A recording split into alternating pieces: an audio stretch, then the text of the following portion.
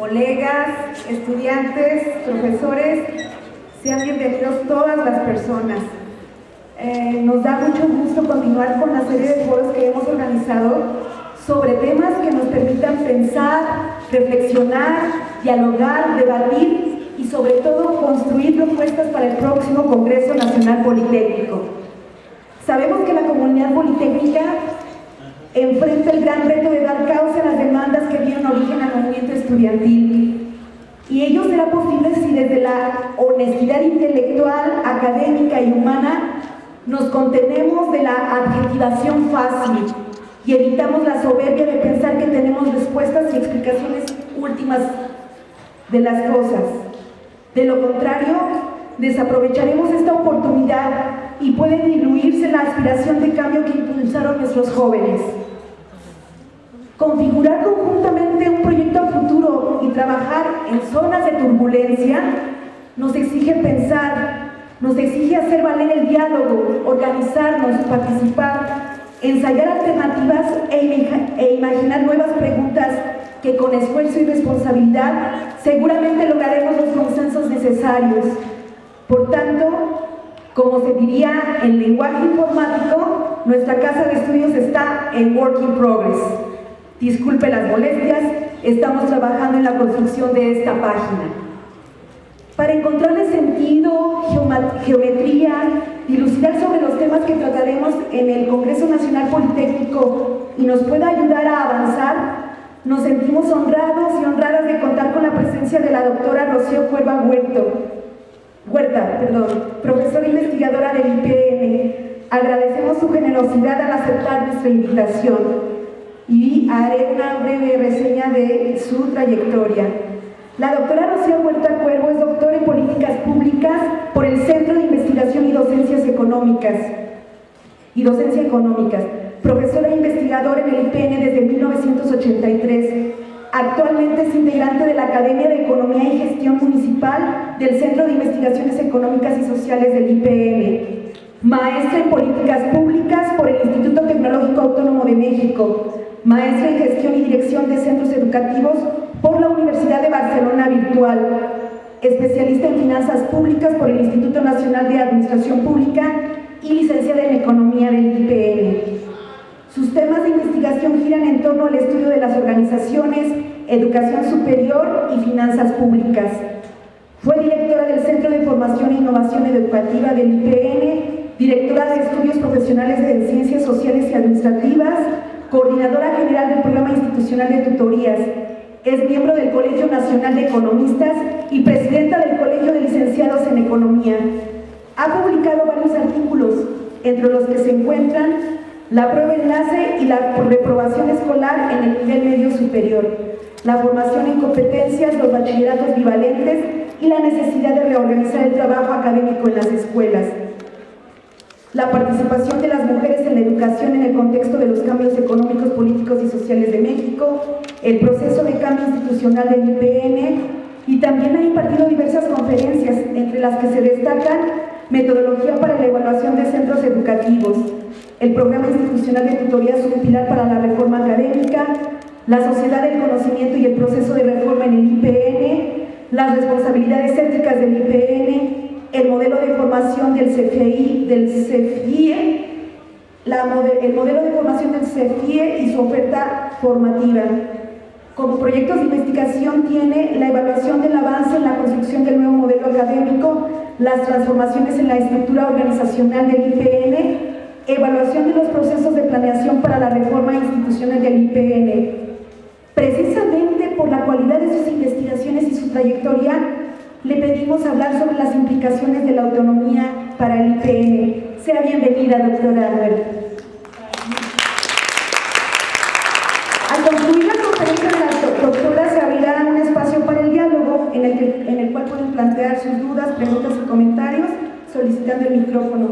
Agradeciendo de antemano la brevedad y pertinencia de sus intervenciones. Muchas gracias, doctora. Bienvenida.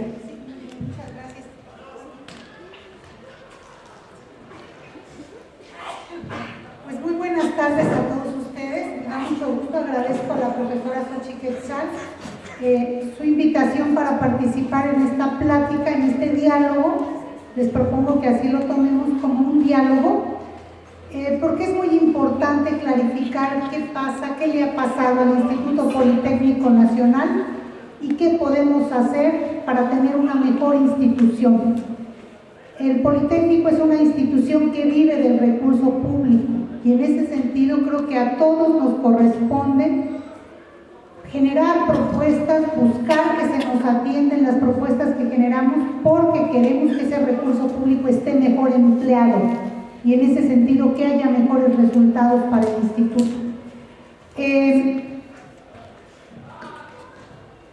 Vamos a hablar del Instituto Politécnico Nacional. Ustedes escucharon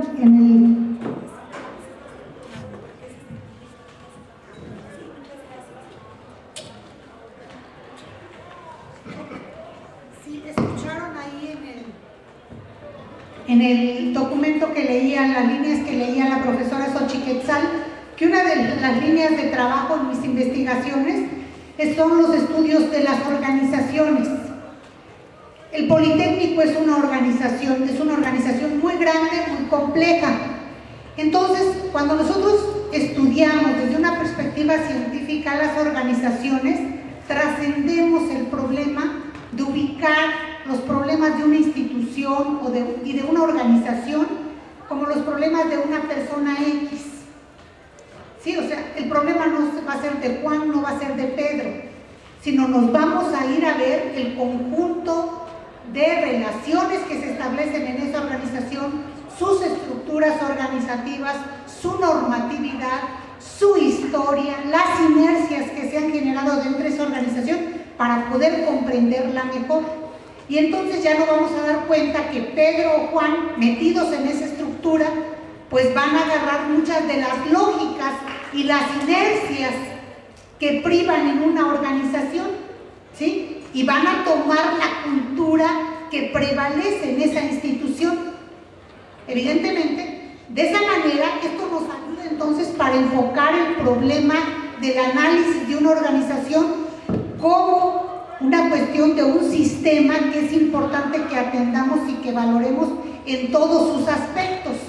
Ahora bien, evidentemente que también dentro de una organización hay problemas de liderazgo, pero bueno, ese ya es un aspecto específico del estudio de las organizaciones, el estudio de los liderazgos que se ejercen dentro de las organizaciones.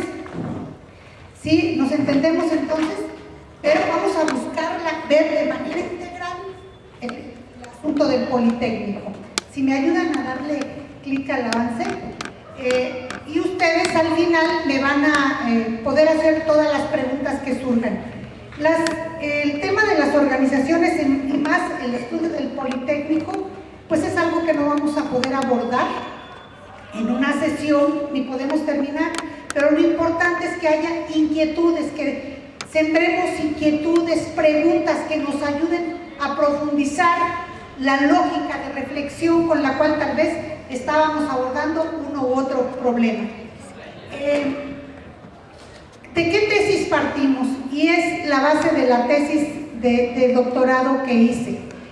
El gobierno de las universidades es muy importante. El gobierno de las universidades cuenta mucho para los procesos académicos que se tienen lugar en las universidades.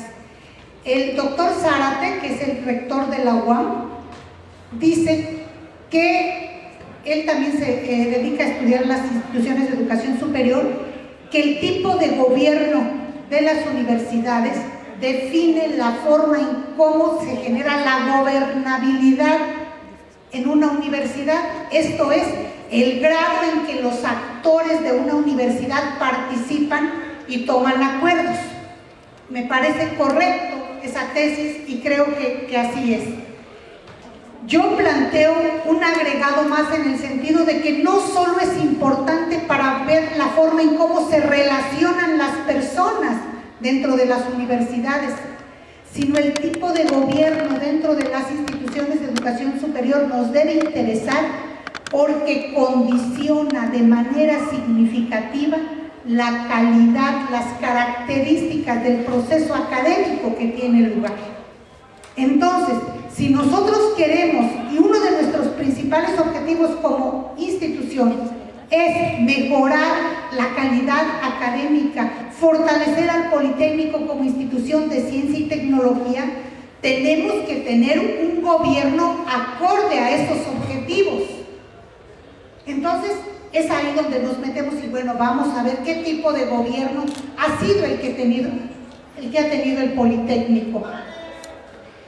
Este autor, Martín Canoy, en su artículo El gobierno de la universidad y el desarrollo de México, fíjense, desde el 94, él analizaba cómo se comportan y quiénes son los que influyen en las tomas de decisiones del gobierno universitario. Y él llegó a la conclusión que particularmente dos fuerzas políticas, en aquella época el PRI, lo que era la denominada izquierda, tenían mucha injerencia en la toma de decisiones de la universidad.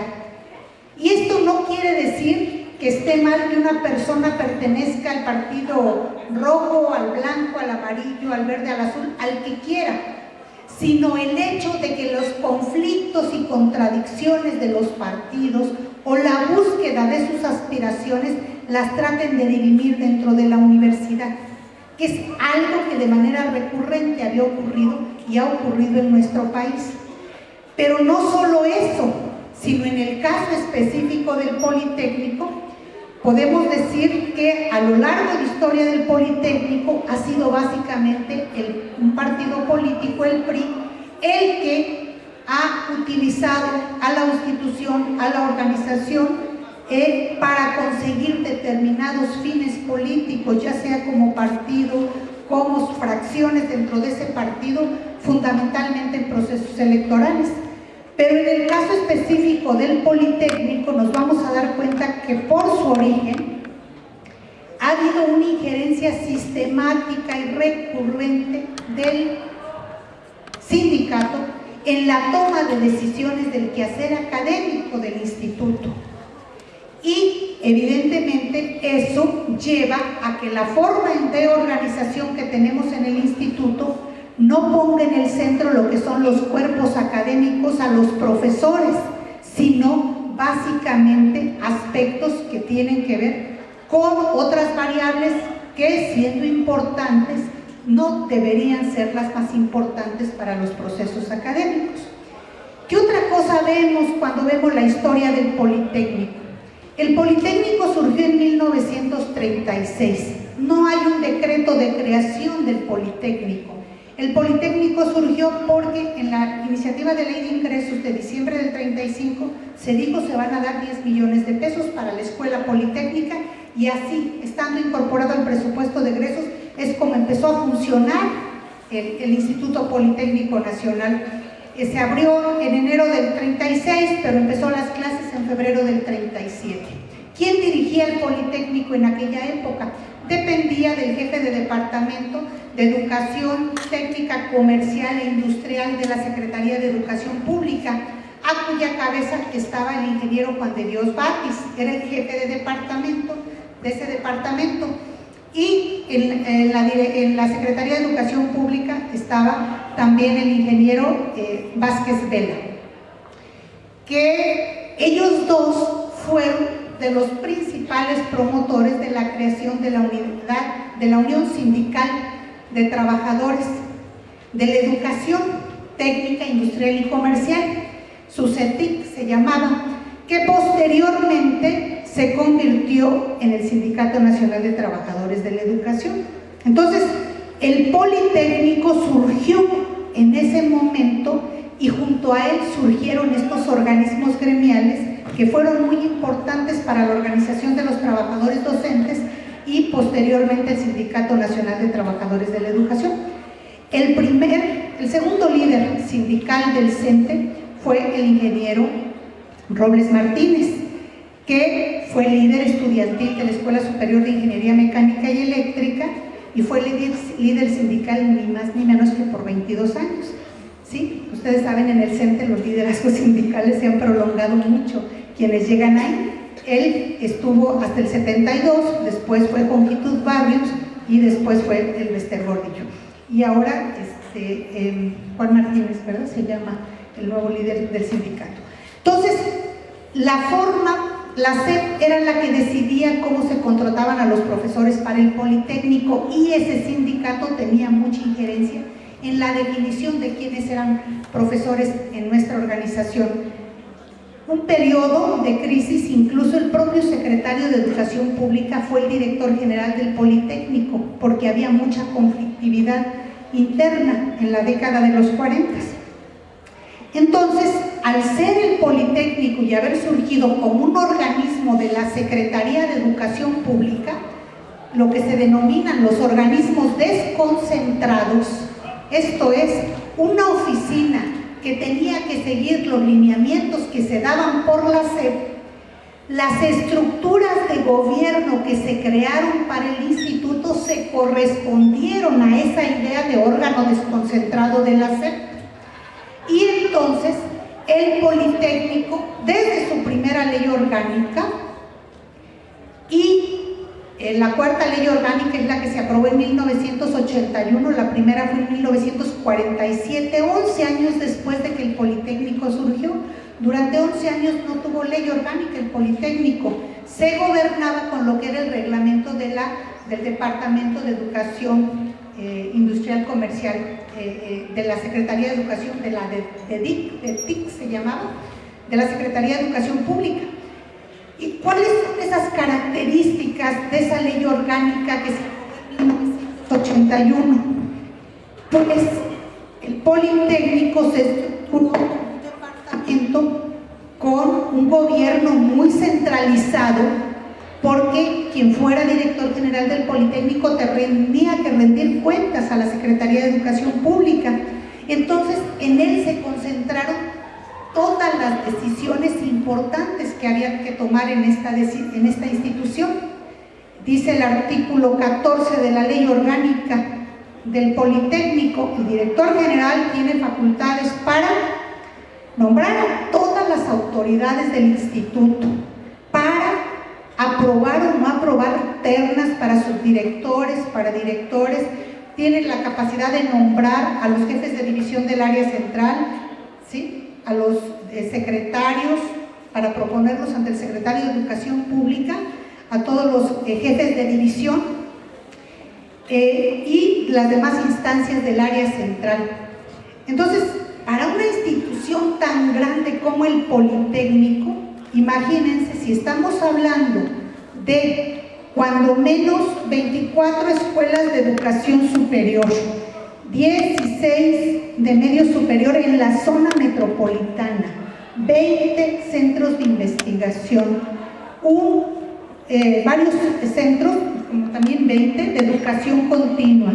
Ya tenemos la unidad de Zacatecas, de Irapuato, tenemos la unidad que está funcionando en Hidalgo, y ustedes multiplican por subdirector académico, administrativo y técnico, se van a dar cuenta que el director prácticamente tendría que estar todos los días del año nombrando directores y revisando currículums para enterarse de a quién están proponiendo, para conocer cuál es su currículum, para saber y para involucrarse realmente con lo que pasa en las escuelas.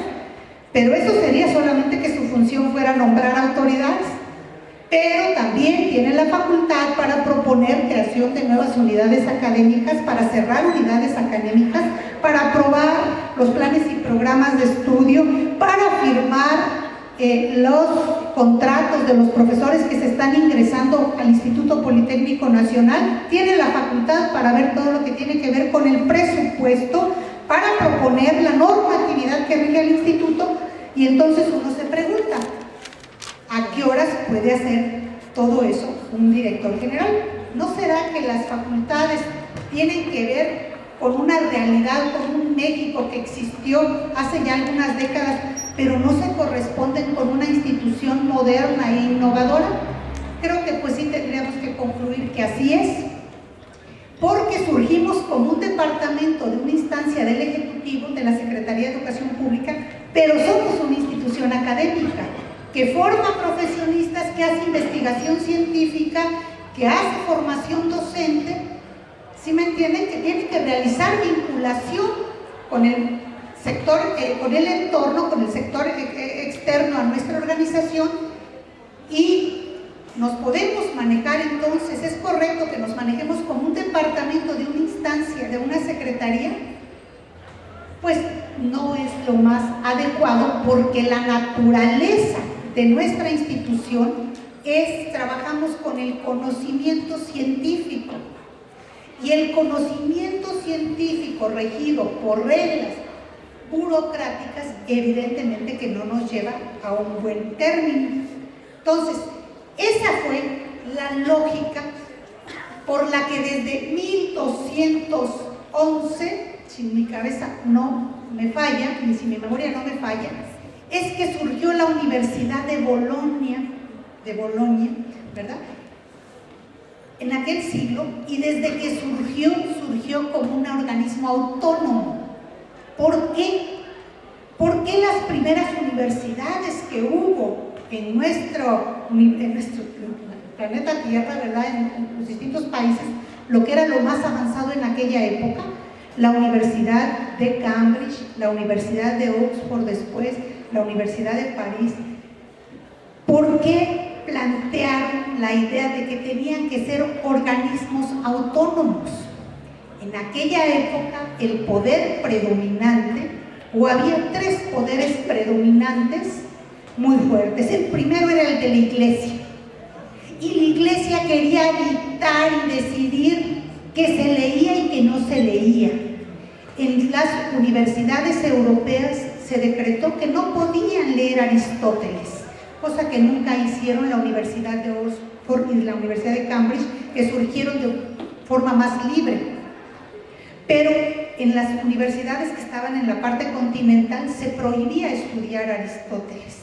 Entonces, las universidades discutieron y básicamente en aquella época, pues los que asistían a las universidades tenían dos vertientes: personas con altos ingresos, porque podían dedicarse a esas labores, ¿sí?, de la reflexión académica, la reflexión filosófica, derecho, las matemáticas, eran las ciencias que se estudiaban más en aquella época, y quienes vivían o eran aprendices de los frailes en los conventos.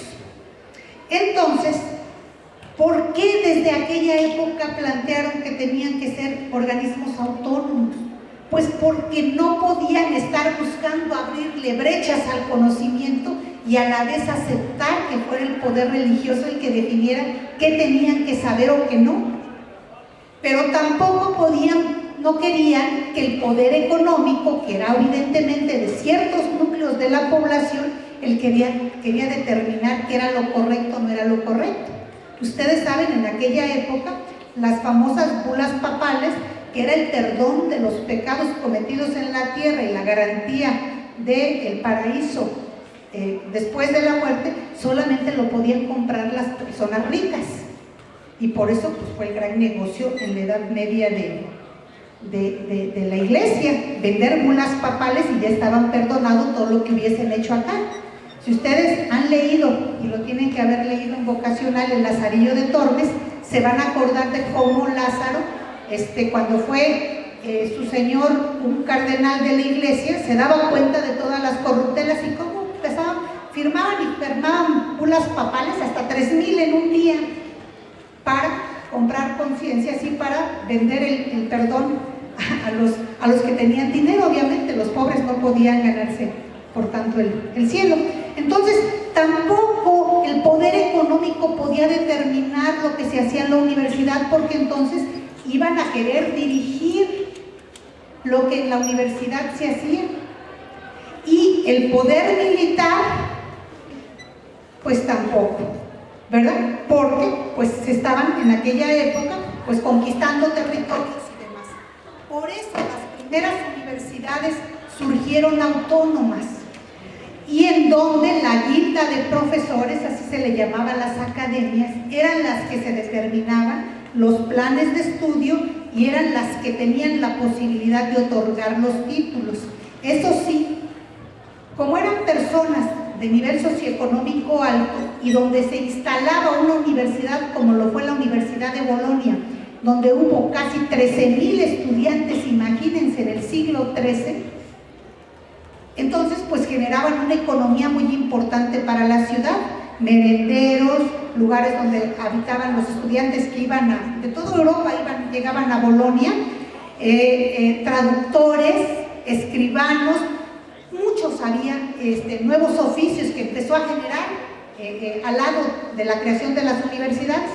Entonces, la Universidad de Bolonia, el gobierno municipal le quiso imponer que fuera el gobierno municipal quien determinara quiénes iban a ser sus profesores.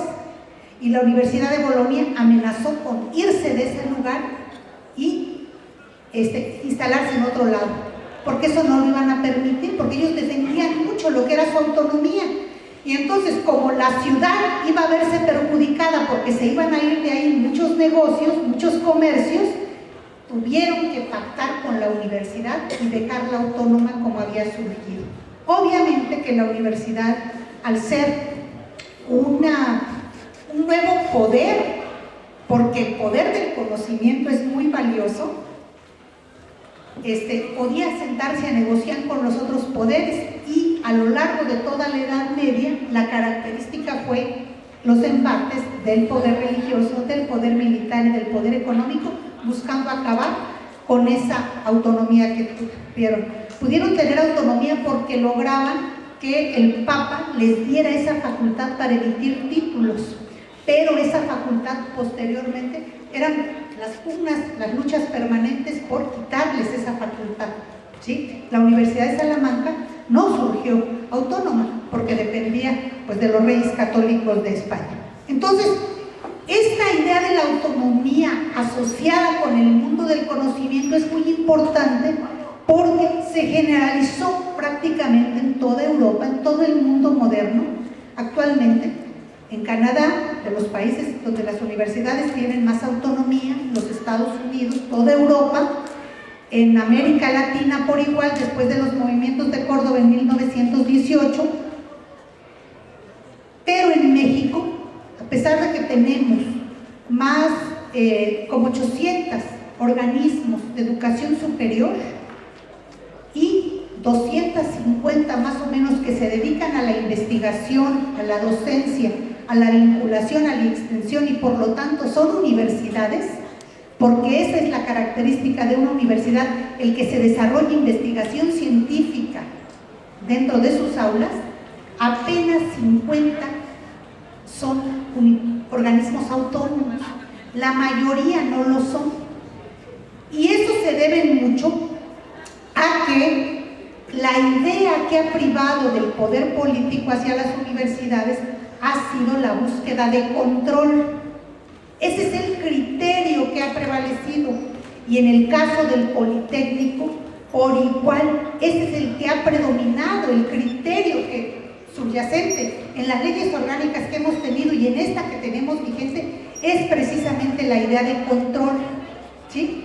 Entonces, un director general que tiene todas las facultades y organismos consultivos, colegiados, pero donde quien pertenece a esos organismos va a ser sumamente controlado, porque a veces incluso el tener una voz disonante en un consejo técnico consultivo no se permite, ¿no?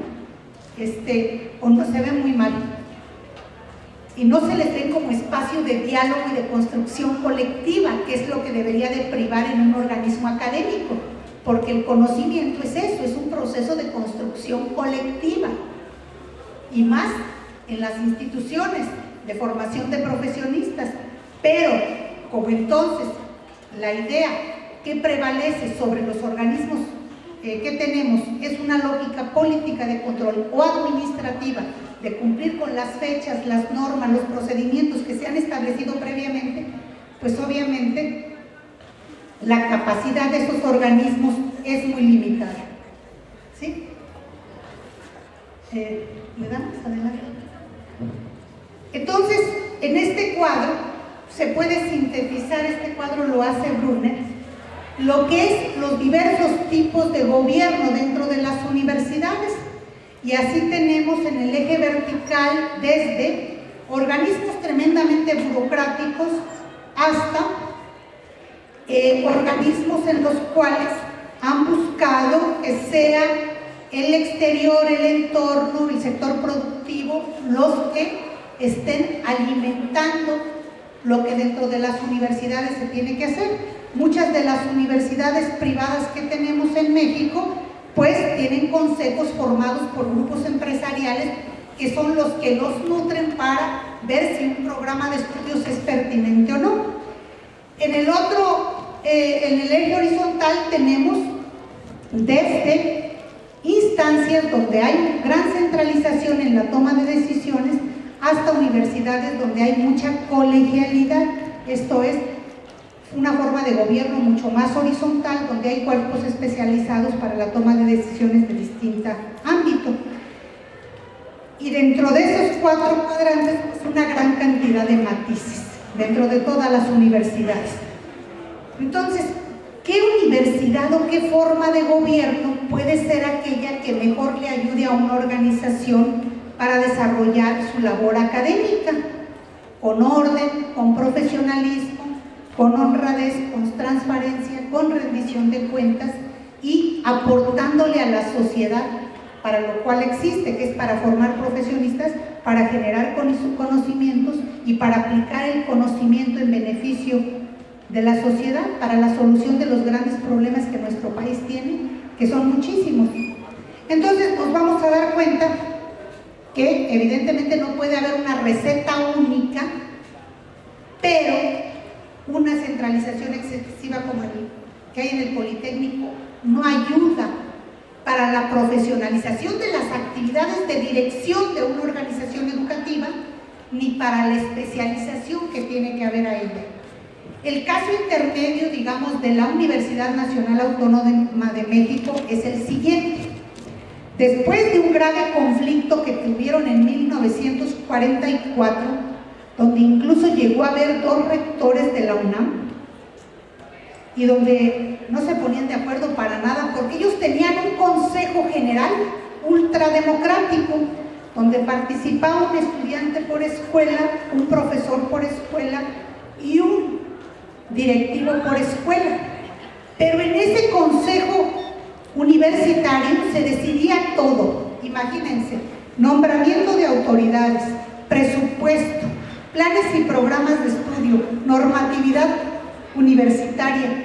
Pues claro que no se iban a poner de acuerdo para ver quién era el director de la escuela de psicología o la escuela, ¿sí me entienden? Todo. Entonces vivían en una convulsión permanente porque hay ciertos temas como el nombramiento de autoridades que motivan el apasionamiento y la búsqueda de participar de distintos grupos representativos de la universidad. Y cuando nada más hay que nombrar a un director y 4 o 5 quieren ser directores, pues evidentemente que todos van a buscar sus mejores estrategias, sus mejores formas para obtener los resultados que ellos quieren. Entonces, a partir de esa crisis tan profunda de la universidad, dijeron, así no podemos seguir, tenemos que cambiar, que es lo que yo vería como oportunidad después de lo que ha sido este paro politécnico. Si no lo vemos como una gran oportunidad para introducir reformas que nos hagan tener un mejor politécnico, pues tal vez de poco haya servido. Va a depender de lo que logremos construir entre todos. ¿Cómo hizo la universidad para resolver ese problema? De entrada dijeron, al rector le va a corresponder la representación de la universidad y hasta ahí. Es el representante de nuestra cara hacia el exterior. Es una persona con gran autoridad moral interna, evidentemente, tiene que ser investigador, pero no le vamos a dejar todas las funciones que antes tenía el Consejo General. El nombramiento de autoridades recae en su Junta de Gobierno, que está formada por 15 hombres y mujeres ilustres de la universidad, personas con gran renombre como investigadores, como académicos, que pueden estar ahí en la Junta de Gobierno desde los 35 años y salen a los 70, o sea, pueden estar bastantes años de su vida ahí, y que son los que tienen la capacidad para decidir entre las ternas que les presentan las escuelas para ver quiénes son los directores de todas las escuelas. poner de acuerdo, que tienen que dialogar. Las escuelas, cuando se viene el proceso de cambio de autoridades, se pueden ir a inscribir, van con el secretario general de la UNAM, todos los que quieren ser directores de una escuela van y se inscriben, entregan sus papeles. A veces hay 21 candidatos, a veces 15. El secretario general tiene la facultad de hacer una preselección y dejan a 5 como preseleccionados, que son los que se van a entrevistar con el rector, para que el rector los conozca, platiquen, y van todos los grupos de apoyo de estas personas a dialogar con el rector. Esos 5 se someten a votación por parte de los docentes de las escuelas de la universidad y forman una terna. Esa terna se avala en el consejo, que ahí no es consultivo, es consejo resolutivo de la escuela. Y esa terna va a la Junta de Gobierno. Y nuevamente los apoyadores de cada uno de los miembros de las ternas van a entrevistarse con grupos de la Junta de Gobierno.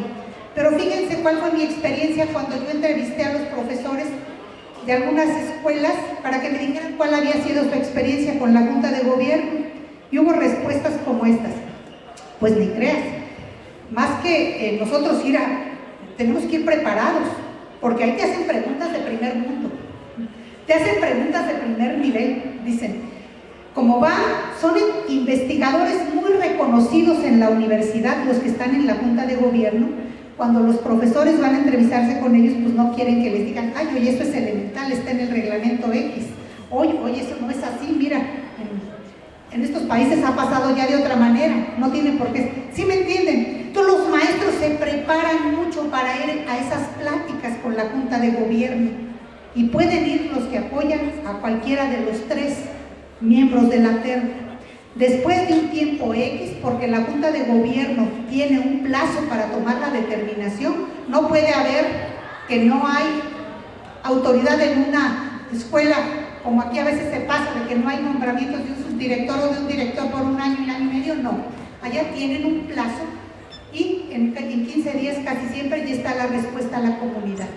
Y fíjense, como esa terna ya llevó el aval, porque el consejo resolutivo de las escuelas tiene capacidad para decir, no, esta terna no me gusta, y no aprobar la terna, ¿sí? Entonces, no es un director general o no es una autoridad central la que avala una terna, es el consejo consultivo.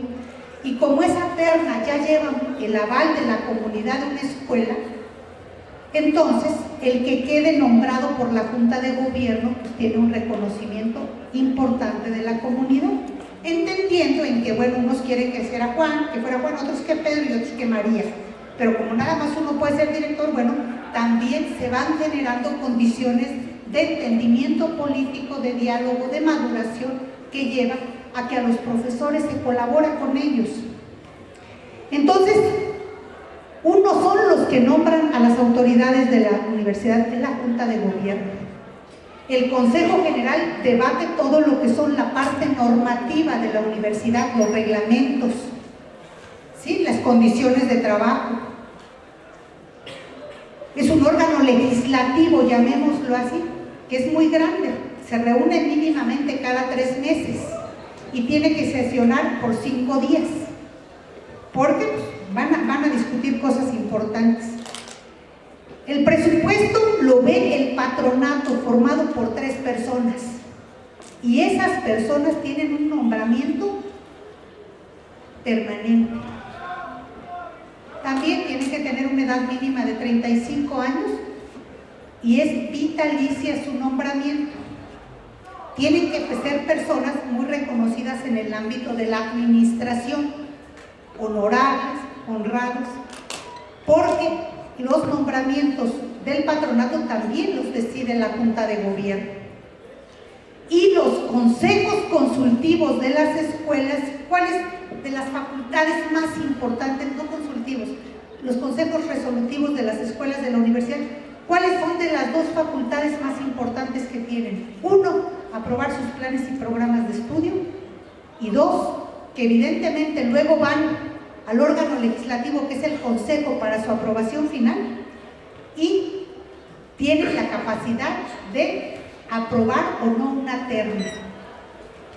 Entonces, pero además ahí se discuten todos los procesos de promoción docente, que es algo muy importante, porque entonces, si los profesores tienen que convivir entre ellos por 15, 20, 25 años, pues más vale que nos pongamos de acuerdo en las reglas que van a regir un proceso, porque es mejor que nos llevemos bien, que nos saludemos con gusto, y digo, no importa, no voy a aspirar, dicen unos, a que sean mis amigos todos, pero mínimamente que haya reglas de convivencia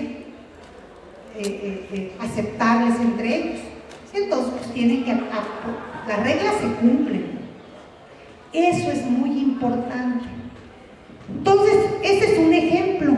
La universidad yo siempre la pongo como en medio de quienes tienen procesos muy centralizados, incluso algunas hay autónomas que tienen procesos muy centralizados, como la Universidad Autónoma de Guadalajara, o donde los estudiantes son los que deciden todo.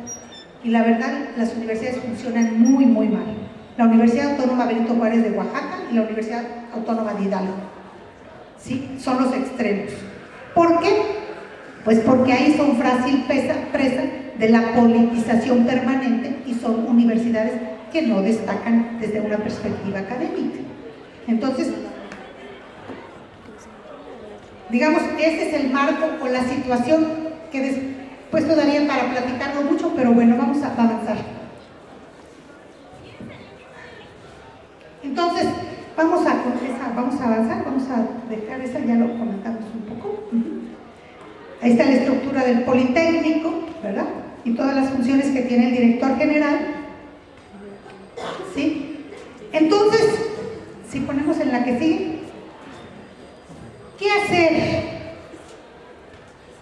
Si este movimiento que se dio y la condición, el próximo Congreso Nacional Politécnico, puede ser una ventana de oportunidad para que resolvamos tener un mejor instituto, ¿cuál tiene que ser la base para las definiciones que se tienen que tomar? Pues primero, nuestro modelo académico. ¿Qué dice nuestro modelo académico? El modelo académico dice, y esto es algo muy importante que no hemos podido hacer realidad en las escuelas del Politécnico, porque se quiso cambiar lo académico teniendo estructuras rígidas de hace 20, 25, 30 años. Entonces, no hemos podido avanzar en los propósitos de transformación y mejora académica porque nuestras estructuras de gobierno son algo así, digo yo, como una camisa de fuerza que no permite que la parte académica pueda transformarse en el sentido de los modelos académicos centrados en el aprendizaje. Por ejemplo, ¿qué dice el modelo académico? Tenemos que ofrecerle a los estudiantes trayectorias académicas individualizadas para que podamos atender las diferencias específicas que hay con nuestro alumnado. Tenemos alumnos que tienen que trabajar por la mañana, tenemos alumnos que ya son padres de familia y aunque quisieran ir al ritmo del chico que nada más se dedica a la escuela, pues no pueden. Tenemos alumnos que traen algún tipo de rezago en matemáticas, en física, del nivel secundaria o del nivel medio superior cuando entran a superior. Tenemos chicos con condiciones económicas diferentes entre unos y otros. Pero ¿qué hace nuestro modelo que prevalece? Porque lo hemos logrado cambiar. Pues le ofrecemos el mismo paquete educativo a todos. 6 semestres para el nivel medio superior, 4 años y medio o 5 para el nivel superior, independientemente de la realidad específica de los alumnos. Entonces, un avance curricular flexible implicaría que el alumno, después de su examen diagnóstico al ingresar al medio superior y del diálogo con un tutor, pudiera definir cómo va avanzando curricularmente en un periodo determinado. Claro, no se trata de decir que la vocacional en 20 años, ¿verdad? Pero en 4 años, sin necesidad de ser irregular, sino tener un avance diferenciado por una condición específica del alumno, que nos llevara a partir del alumno. Un modelo centrado en el aprendizaje dice que tenemos que partir del alumno, de su condición, de su realidad específica.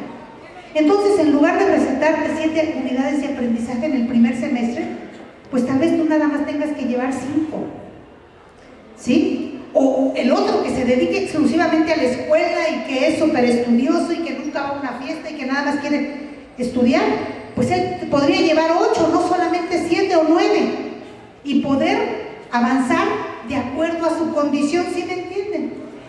Los sistemas informáticos nos ayudan a que esto pudiese ser el pan nuestro de cada día real, pero no nos hemos auxiliado de las tecnologías. ¿Por qué? Porque hay mucha reticencia al cambio desde las mismas estructuras de gobierno, que fueron las que originalmente hablaron de los modelos educativos centrados en el aprendizaje. Pero cuando se dieron cuenta de todas las repercusiones que podían tener, pues, seguimos con la camisa de fuerza y dijeron, no, ¿para qué si ya mejor sigamos haciendo lo que venimos haciendo siempre? Nos genera mucha confianza, los 3 departamentales, ¿sí? O sea, no hay pierde. Entonces, cuando el dejarle al profesor el que defina ambientes de aprendizaje diferenciados y avances curriculares y formas de evaluación específicas de acuerdo a su unidad de aprendizaje, que la academia lo pueda definir, podría ya llevar a que los profesores realizaran evaluación continua y tal vez pudieran decir, ¿saben qué? Nada más vamos a hacer un examen escrito, otro examen va a ser una práctica donde van a demostrar ciertas habilidades específicas, y tal vez algunos pudiesen decir, no, yo sí quiero 3 al semestre. Ah, bueno, pero esa ya es decisión de la academia, no tiene por qué ser igual esa decisión de esa academia con la otra. Entonces, no hemos podido avanzar en abandonar los 3 departamentales, porque incluso el sistema de control escolar está de que hay que subir las calificaciones de los 3 departamentales en ciertas fechas. Entonces, ¿dónde está la libertad de la academia? ¿Dónde está la libertad del profesor? Se restringe porque la parte administrativa no la cambiamos de acuerdo a lo que establece el modelo académico. ¿Qué dice el modelo académico? Tenemos que promover la vinculación con el entorno.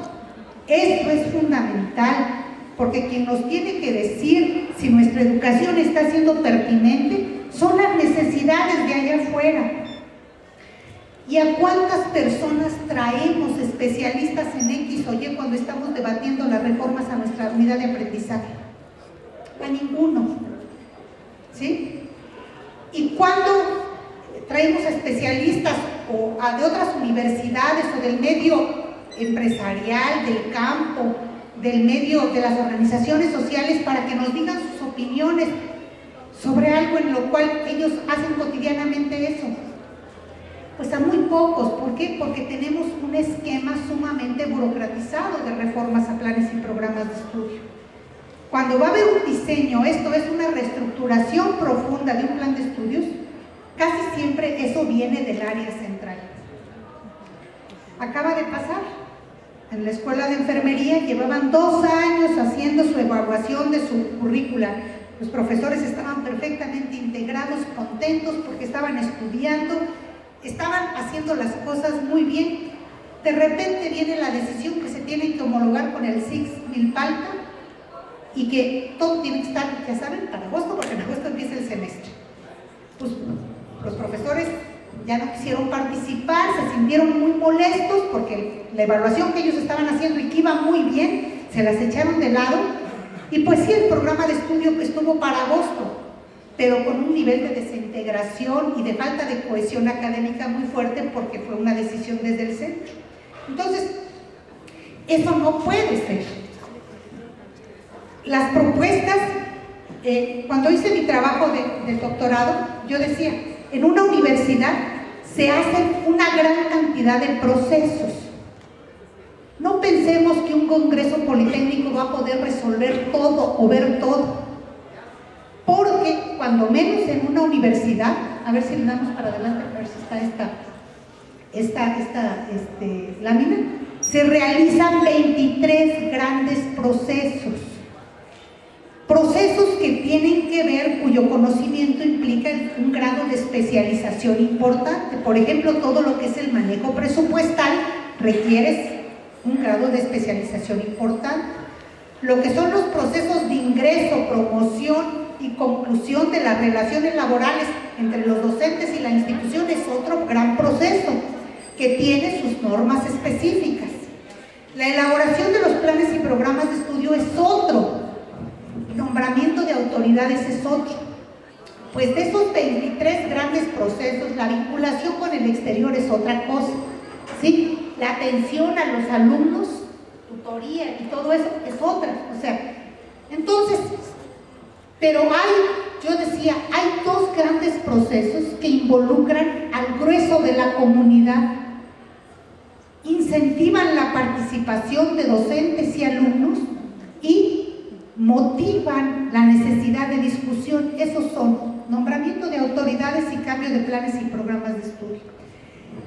Si en esos aspectos pudiésemos ponernos de acuerdo en el Congreso Politécnico de cómo tendrían que darse estos nuevos procesos, ya sería un gran gane para nuestra institución. Digo, podemos mencionar otros, ahorita les voy a comentar 5 más, pero ¿por qué? Porque esos son determinantes para la vida del instituto. Miren, por ejemplo, ¿cuáles son los vicios que tienen los procesos de nombramiento de autoridades actualmente? ¿Qué dice el reglamento?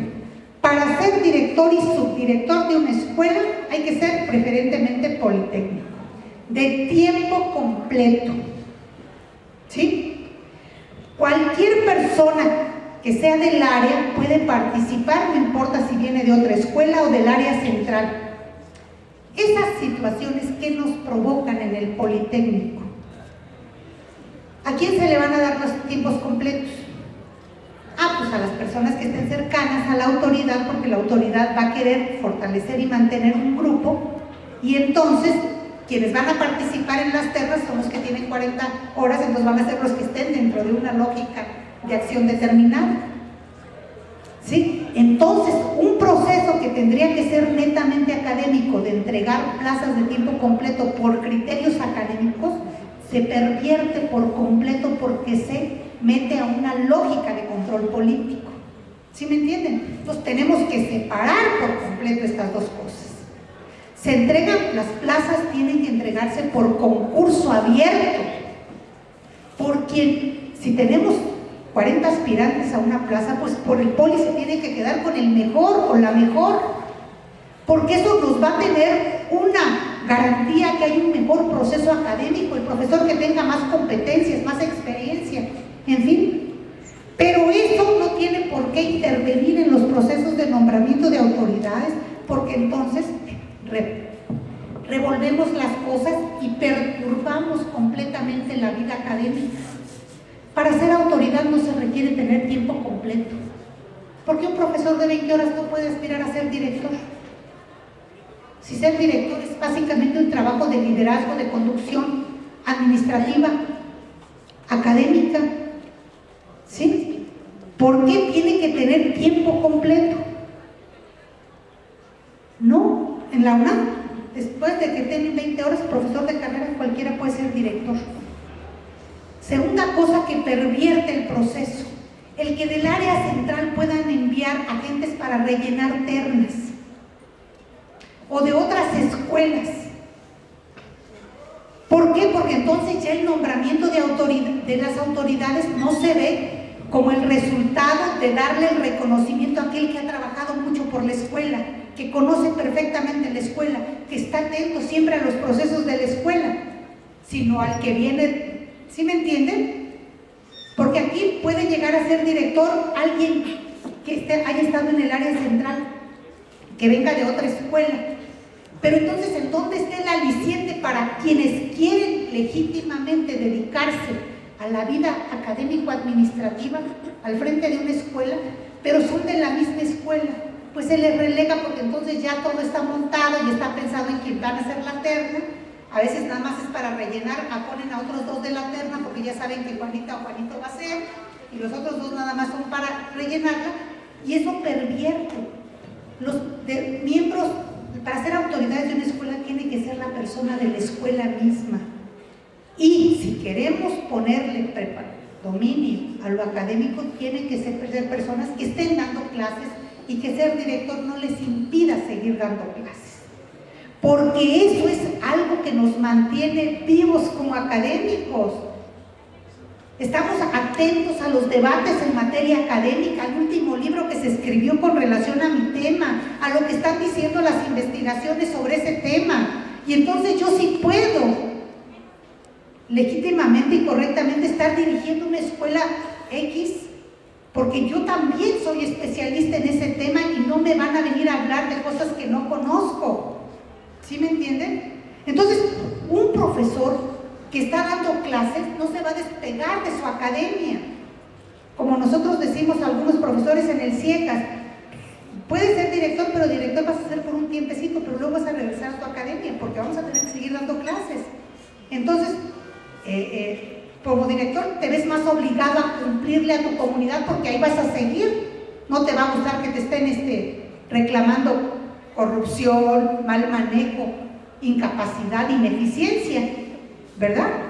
Ahora, entonces, si nosotros elimináramos esos aspectos presentes actualmente en la normatividad politécnica, en el nombramiento de autoridades, daríamos, yo creo, un paso muy importante en mejorar el desempeño de esta institución. Además, también, ¿por qué? Porque en las academias hacemos trabajo colegiado y cuando queremos hacer una reforma en un plan de estudio lo comentamos, lo dialogamos, y cuando queremos introducir una nueva estancia profesional o una nueva práctica la dialogamos. Entonces, un director con ese tipo de prácticas, oye, va a decir, antes de tomar esta decisión que me corresponde, pues ¿por qué no mejor primero le platico a los profesores lo que quiero hacer? Y tal vez de ahí surjan mejores ideas y fortalezco mi opinión, la resolución, y fortalece su liderazgo. También de esa manera se van construyendo otro tipo de liderazgos, más cercanos a los profesores, más cercanos a los alumnos, ¿sí? En la parte de los planes y programas de estudio, fíjense, siendo una gran institución el Politécnico, si ahorita le dijeran al Politécnico, mándame 20 personas especialistas en cambio curricular, pues íbamos a batallar para encontrarlas y para tenerlas. ¿Por qué? Porque las comisiones de planes y programas de estudio se forman siempre a indicación de cuando se tiene que hacer un cambio y son parte del consejo consultivo de las escuelas, y al ser el consejo consultivo un órgano administrativo y político, subordina los procesos académicos. Entonces no puede ser eso. Las comisiones de planes y programas de estudio tienen que ser comisiones ex profeso de planes y programas de estudio, que van a buscar formar especialistas en materia de proceso curricular, de cambio curricular. Yo digo, esas comisiones tienen que estar integradas por personas con mínimamente 5 años de antigüedad en el instituto para que conozcan su plan de estudios, pero tiene que haber personas también con más antigüedad. Esas comisiones deben durar cuando menos 7 años para formar reales especialistas en el proceso, para que puedan llevar adelante todo el proceso de evaluación de la currícula, que cuando menos dura un año y medio, que puedan llevar la consulta con sus pares externos, ir a conferencias, a congresos, dialogar con las academias y presentar una nueva propuesta de diseño curricular. Si queremos ser pertinentes, nuestros programas deberían de estar cambiando cada 5 años. Y si queremos que estén cambiando a 5 años, pero las comisiones duran un año nada más o las cambiamos de acuerdo a las instrucciones que vienen de arriba, pues nunca vamos a hacer un proceso profesional en materia de cambio curricular. Entonces, sí son comisiones que agarran poder dentro de la escuela. ¿Pero qué tipo de poder toman? Pues un poder académico. Porque si se para alguien a decirles, oye, no, ya no vamos a llevar tu asignatura, ¿no? Como en alguna escuela también hicieron. Ya, no, aquí van a llevar, ¿cómo se llama la que llevan? Me enfermo, la de tejidos, ¿cómo se llama esa materia? La que ve los tejidos del organismo. Histología. Exactamente. Pero los profesores tenían muy claro por qué tenían que incorporar histología en una parte del programa de estudios, pero venía la instrucción. Entonces, no, los profesores tienen que tener la capacidad, quien propone, de argumentar, de convencer, de decir, ¿por qué no también de negociar? En la universidad me decían, maestro, nos quitaron nutrición como programa obligatorio dentro de la formación de enfermería. Ah, pero como nosotros dicen que tenemos que dar la clase con la cual se nos contrató, entonces eso fue un arma para que pudiésemos negociar, y ahorita la tenemos de optativa, y es la optativa que más éxito tiene por todos los problemas de obesidad que tenemos en México. Y entonces también lo ofrecen como curso de propósito específico, y va mucha gente externa a tomar el diplomado o curso que tienen de nutrición. Entonces, ¿sí me entienden? Ya no está dentro del mapa curricular como obligatoria, pero está como optativa, y a los maestros se les reconoce su trabajo y se les da la libertad, y han tenido mucho éxito, porque les atrae mucho esa materia a los estudiantes. Entonces, ¿sí me entienden? Es importante separar la parte de los cambios de los planes y programas de estudio del proceso de control administrativo y político que llevan los consejos consultivos. Amén de que también en esos consejos consultivos hay que procesar cambios. ¿Sí? Yo no vería mal que un consejo de las escuelas se nombrara por voto directo de los profesores para ver quiénes quedan. ¿Sí? Y si hay dos planillas, pues se vota por alguna de las dos y la que gane. ¿Sí? O según las reglas, para que participen ambas, una participa con mayoría y la otra con menos, pero que ambas participen. Y también quienes participan de los estudiantes, podría ser así, de tal manera que hubiera menos la idea de control, y más la posibilidad de diálogo y construir colectivamente. ¿Sí? Esos dos ejemplos son expresión. Imagínense un proceso que se reproduce todos los años, todos los días, con ese sesgo en materia de nombramiento de autoridades, pues genera muchas inconformidades que a largo plazo pues no nos ayudan, deterioran el ambiente dentro de una institución. Entonces, en mucho lo que ha pasado en el Politécnico es que eso se ha venido acumulando, pero nunca lo hemos discutido, porque no se abren los espacios para este tipo de discusiones. El Consejo Consultivo no discute abiertamente estas cosas, ¿sí? Más bien cuando se discute es porque ya dentro de 3 meses hay que sacar algo, porque ya hay que tener, ¿sí me entienden? Entonces se pone por delante el plazo en el que hay que sacar el acuerdo y qué es lo que hay que sacar, en lugar de decir cómo vamos reconstruyéndonos paulatinamente, porque es más fácil ir haciendo ajustes parciales a partir de consensos a derribar una casa y luego volverla a construir. Pero yo digo, como haya sido en el Politécnico, ahorita tenemos esa oportunidad de quitar tal vez columnas que han sostenido al Politécnico muy pesadas, cambiarlas por nuevas columnas que se puedan corresponder con lo que el Politécnico necesita. Si me ayudas a pasar. Otras, brevemente, ¿qué se podría esperar del proceso del Congreso Nacional Politécnico? Pues sí, tiene que haber una mejor representación de los estudiantes en los organismos de toma de decisiones, pero yo creo que sí es muy importante, y decirlo claramente, no pueden ser los estudiantes quienes tomen las decisiones en una organización educativa. Los estudiantes están por 4 años, por 5 años, por 3 años. Quienes están aquí a lo largo de su vida somos los docentes. Entonces, nosotros queremos escuchar a los estudiantes, deben de tener representación en las comisiones de planes y programas de estudio, deben de tener representación en los consejos escolares, ¿sí? Pero una cosa es que escuchemos su sentir, su opinión, a pensar que de ellos puede depender eso o depender el nombramiento de autoridades. Creo que nos podría llevar a una situación en que se deteriora por completo lo que es la vida académica de una institución, y porque además se perdería la idea de que los estudiantes están en un proceso formativo. Todos estamos en un proceso formativo siempre.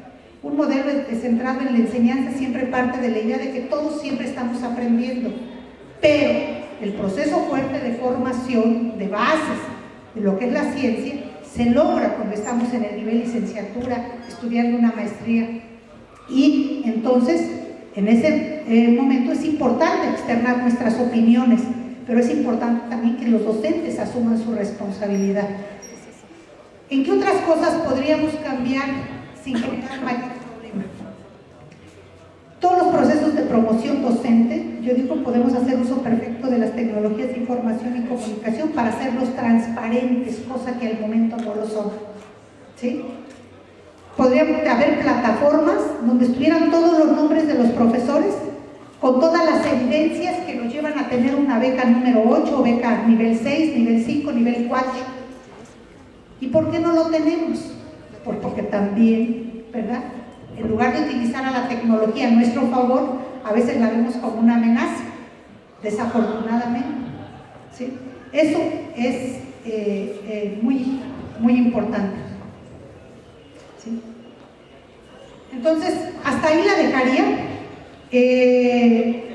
Evidentemente, me van a decir ustedes, hay muchas cuestiones que cambiar en el Politécnico, pero yo digo, si tomáramos 2 o 3 ejes en el Congreso Politécnico, pero ejes fundamentales en la vida de la institución, creo que podrían ayudarnos a generar nuevas inercias, nuevas lógicas de trabajo, en lo que ya la parte de control político, de control administrativo no fuera lo determinante. Muchas gracias.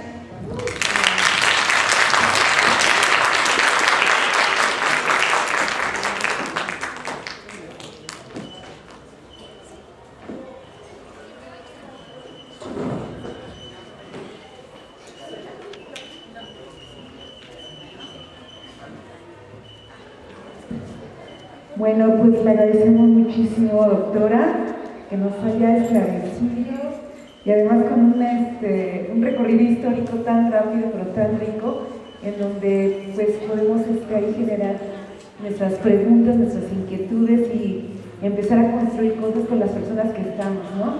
Que desafortunadamente no estuvieron compañeros docentes, como yo hubiera esperado, pero ya tenemos el video, entonces lo vamos a subir para que generemos motivación para la discusión. ¿Alguien quiere de ustedes compartirnos alguna opinión, pregunta, inquietud, duda, reclamo?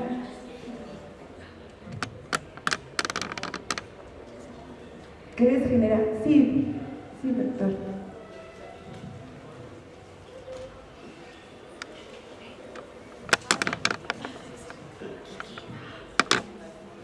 Buenas tardes, gracias por su plática. Siento que tenemos o contamos con una oportunidad. Posiblemente no sea la única, pero sí es la primera. Creo, al igual que usted, que deberíamos de aprovecharla y no manejar en el número de ejes, así como bien lo dice usted, 4 serían, o 7, si no es que menos, serían los necesarios para aprovechar esta oportunidad. Mi pregunta es, le agradezco que haya venido aquí, pero mi pregunta es, ¿usted ha visitado otros planteles, otras unidades, y qué ha visto ahí en esas unidades, si es que las ha visitado, con esta temática de autonomía?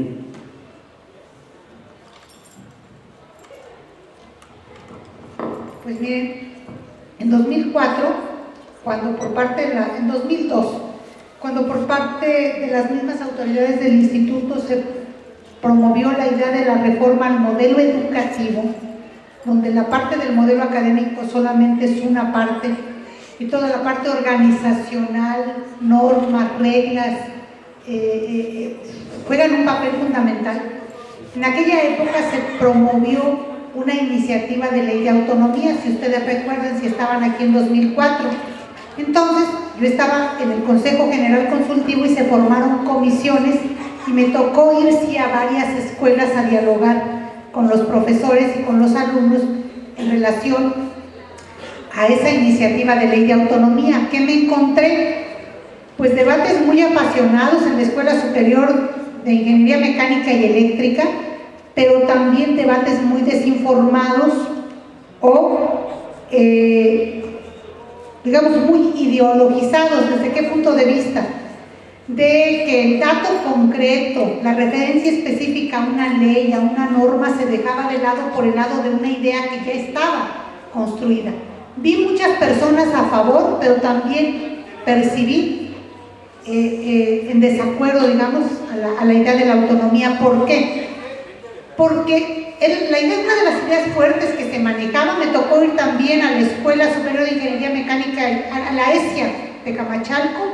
Me tocó ir a la Vocacional 7, que está en Iztapalapa.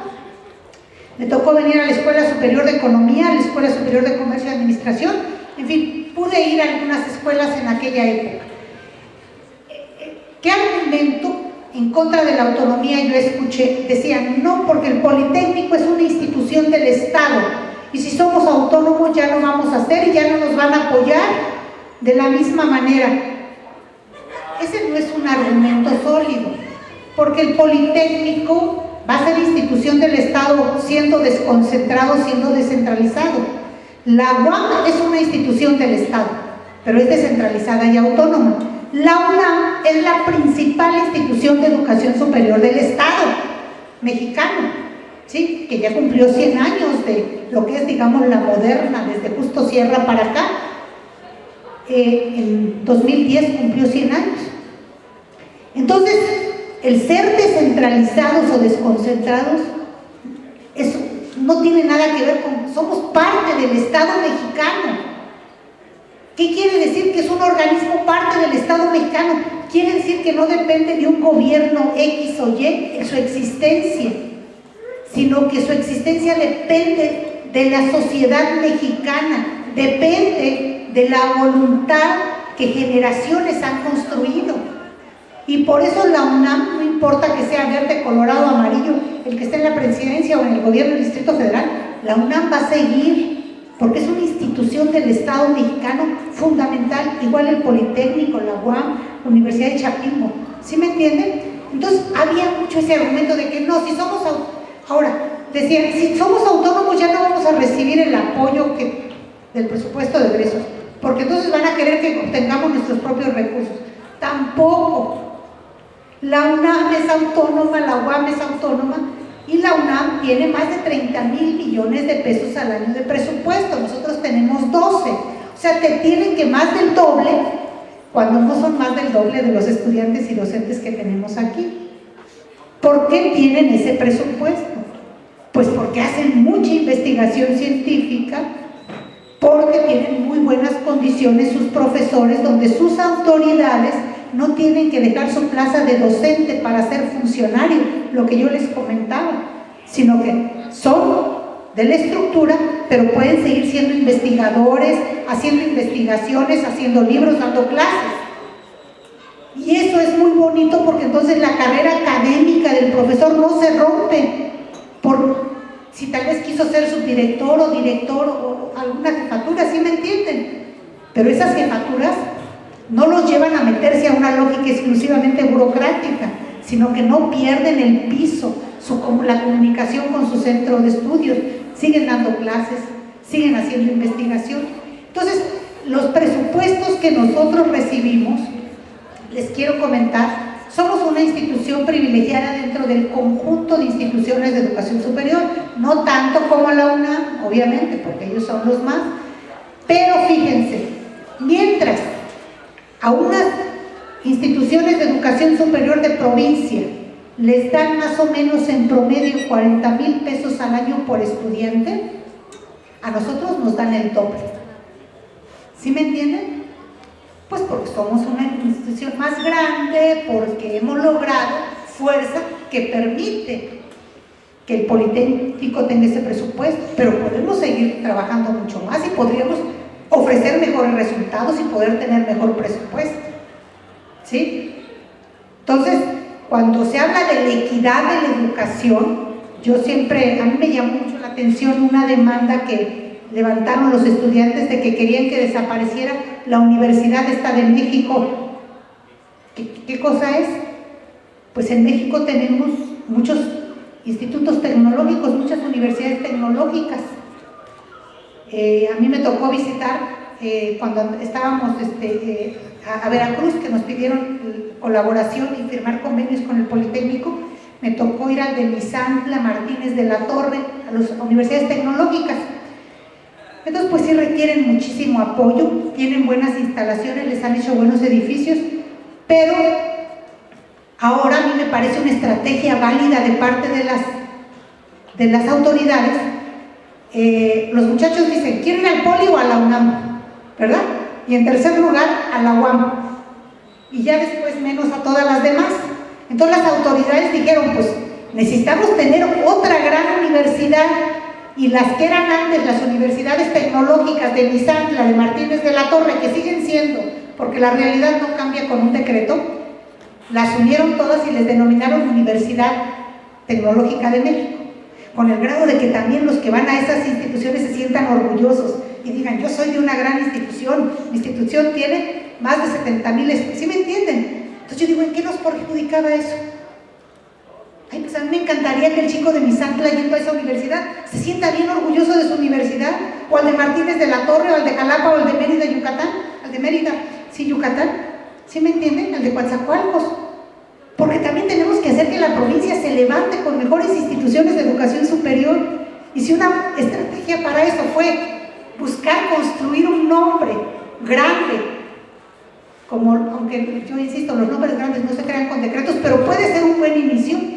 ¿Por qué oponernos a que hayan hecho? A mí me llamó mucho la atención esa demanda de que no querían que existiera la universidad. ¿Por qué? Si ese mexicano de Misantla, de Martínez de la Torre, tienen los mismos derechos que nuestros jóvenes, pues ayudémosle que también ellos se levanten. Pero ¿saben también por qué se me pareció ingrato?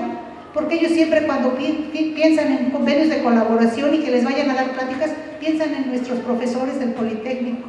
Ellos no son nada egoístas. Y cuando se levantó el movimiento del Poli, que no quieren que exista la Universidad Tecnológica de México. O sea, a mí se me hizo tremendo egoísmo, ¿no?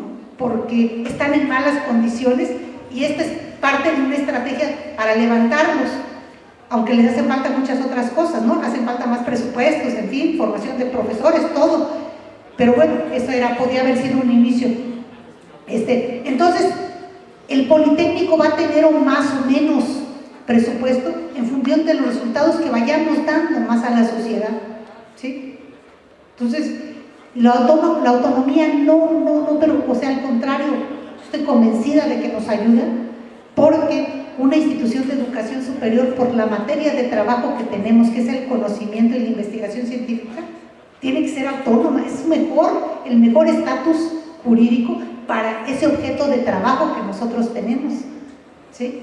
Y que de esa manera podamos controlar mejor las injerencias de tipo político, religioso. O sea, en la época de la Edad Media que yo les platicaba, pues el religioso era tremendo. Ahora puede que ya no sea tanto, pero también los sectores de la iglesia nunca pierden la oportunidad de querer andar interviniendo en todos lados, ¿verdad? Entonces, la autonomía es el mejor contexto jurídico para eso.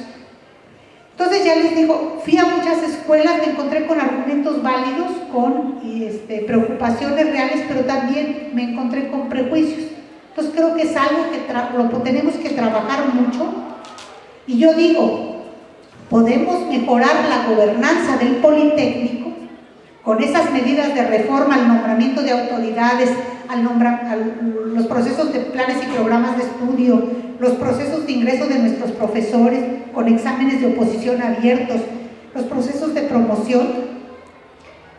Podemos mejorar al Politécnico sin que tengamos autonomía, pero eso mismo nos va a llevar a estar más preparados para ser autónomos, ¿verdad? Porque una institución que no sabe dialogar entre ella misma, pues tal vez de afuera tengan razón en decir, no, ¿para qué la dejamos autónoma? Porque mira, ni siquiera se saben poner de acuerdo.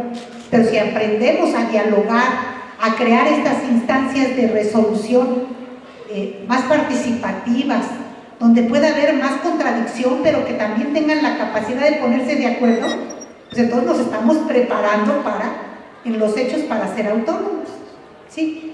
Yo no vería como en el orden de importancia la autonomía como lo número uno. Yo digo, mejorar la gobernanza del Politécnico, y de eso va a devenir la autonomía en el mediano plazo. ¿Sí?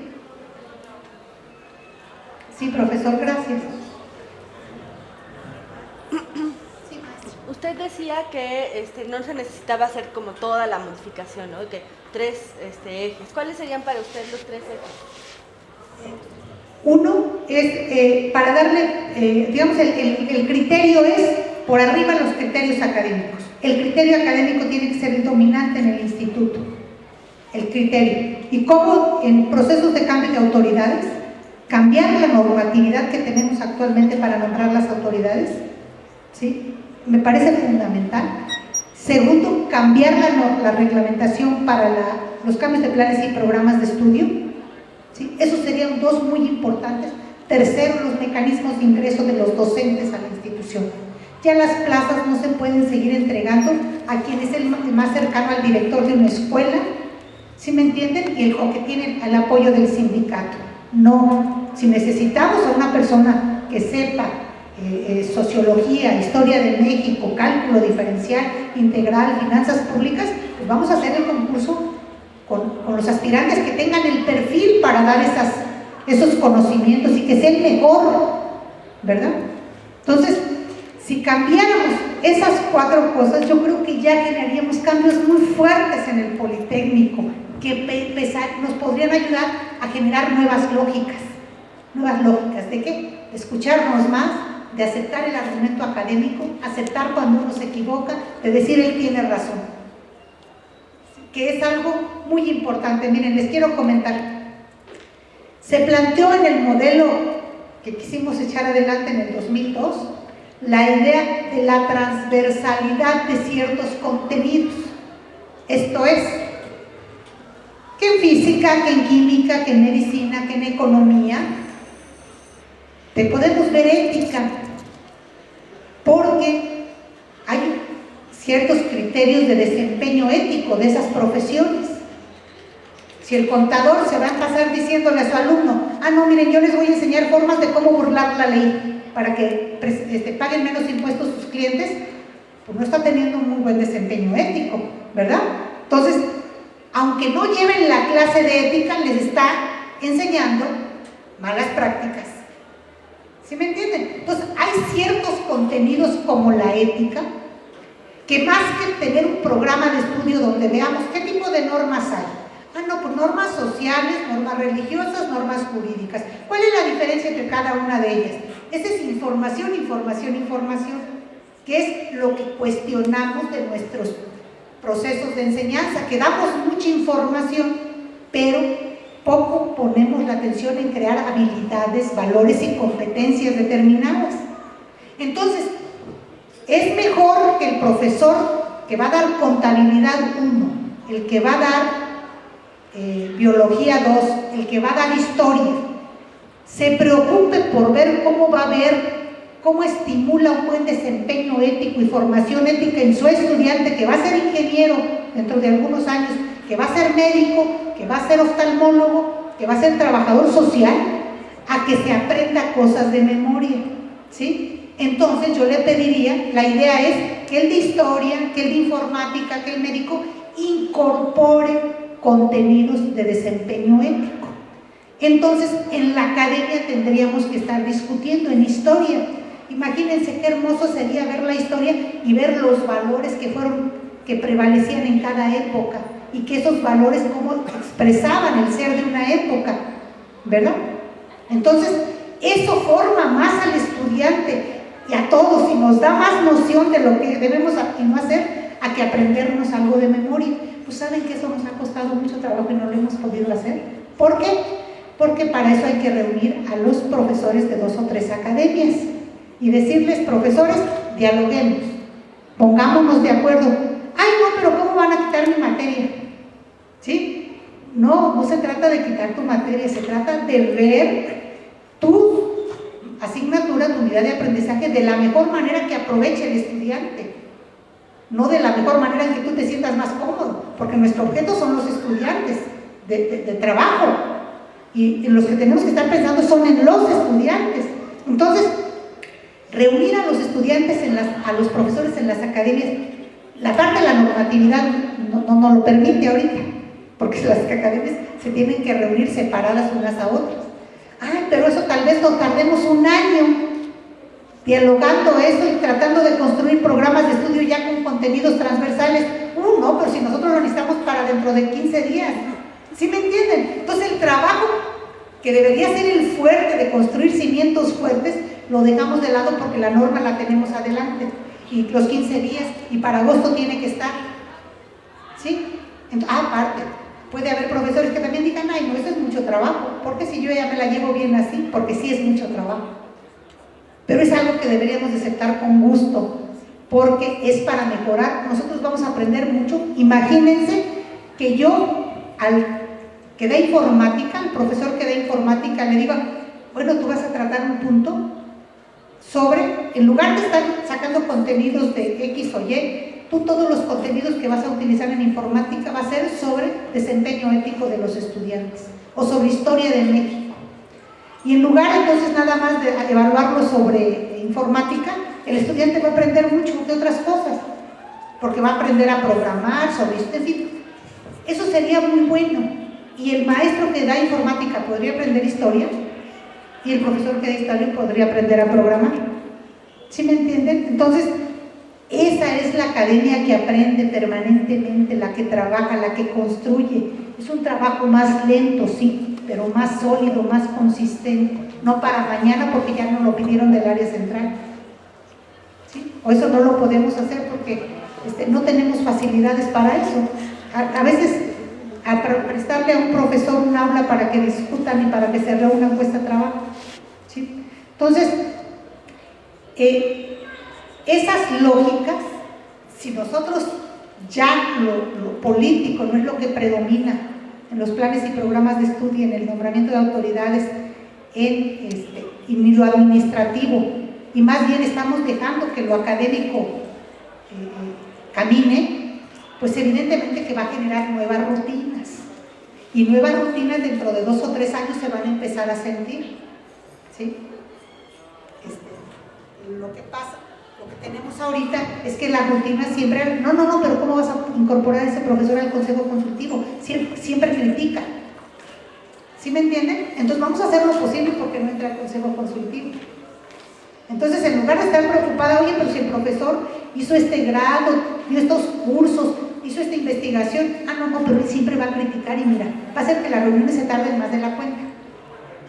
Entonces, si dejamos de lado y ese tipo de criterios que no nos deberían de interesar ni importar, ¿verdad? Sino ver lo que pueda aportar el profesor, creo que eso es lo que en el mediano y largo plazo le va a ayudar al Politécnico. Pero podemos ayudarlo cambiando algunas cuestiones de tipo normativo que ahorita más bien incorporan cuestiones bastante perversas, ¿no?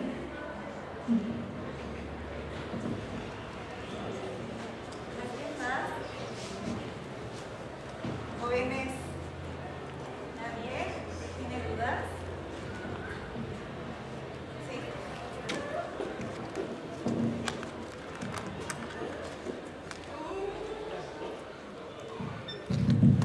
Bueno, yo acabo de llegar, he escuchado parte de su plática y lo primero que mencionó cuando yo llegué fue el hecho de que a resumidas cuentas una autonomía no se busca, se construye. Y primero se tiene que construir para poder después decir, mira, esta es nuestra idea de autonomía y lo que necesitamos es que nos des estos recursos para empezar a trabajar. ¿Usted qué otras formas propone que los estudiantes podamos hacer para trabajar sobre eso? Porque el movimiento, y etcétera, ha traído a que los estudiantes participen más y busquen participar más. Y si a ellos si a nosotros no se nos dice por qué camino podemos tomar y que sea bueno, se ve al final del movimiento ya casi no estaban apoyando. Entonces, ¿qué podría sugerir usted? Sí. Creo que la autonomía es una decisión del Congreso de la Unión. Entonces, pues se tiene que negociar mucho, se tiene que platicar no solo internamente, sino externamente. Pero fíjense, pongamos el ejemplo de que nos dieran la autonomía y en el Congreso de la Unión se resuelve y somos autónomos. Pero internamente seguimos igual, con estructuras verticales. con procesos de cambio curricular dominados por criterios administrativos o políticos, con nombramiento con asignación de plazas de tiempo completo por criterios políticos. O sea, pues entonces, ¿de qué nos va a servir la autonomía? Afianzar el poder de ciertos grupos de control interno. Entonces, no, más creo yo que bien podríamos avanzar en lo de la autonomía. Eso hay que trabajarlo internamente, generar una buena iniciativa de ley, dialogarlo al exterior, pero sin pensar que como estamos bien. Hay que cambiar internamente, y eso sí lo podemos hacer por nosotros mismos. ¿En qué sentido? Para cambiar esto, que la propuesta que les hago de planes y programas de estudio, que por cierto está en un capítulo de un libro que se llama Cómo construir mecanismos de gobernanza en los procesos de cambio curricular, que está en la red, ese capítulo, yo lo escribí. Para eso no necesitamos cambiar la ley orgánica, nada más tenemos que cambiar otro tipo de normatividades, y claro, necesitamos autoridades abiertas, ¿verdad? Que retomen y que asuman lo que esto va a implicar. Puede que en alguna ocasión les lleguen allá a Dirección General diciendo: ay no, y en el SIX se la han pasado toda la semana, los profesores discuten y no llegan a nada. Pues es parte de su proceso, ya tendrán que ponerse de acuerdo, porque tiene que haber reglas, ¿verdad?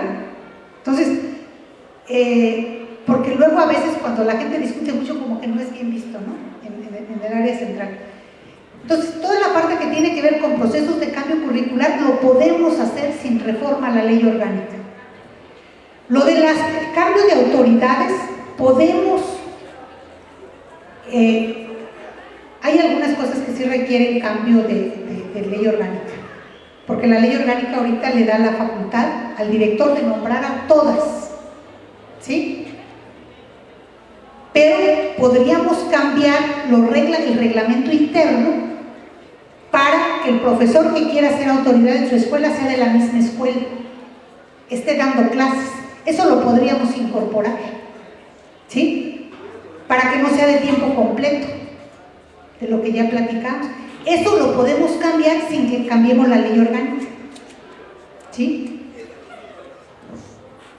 Por ejemplo, en eso podemos avanzar. Luego,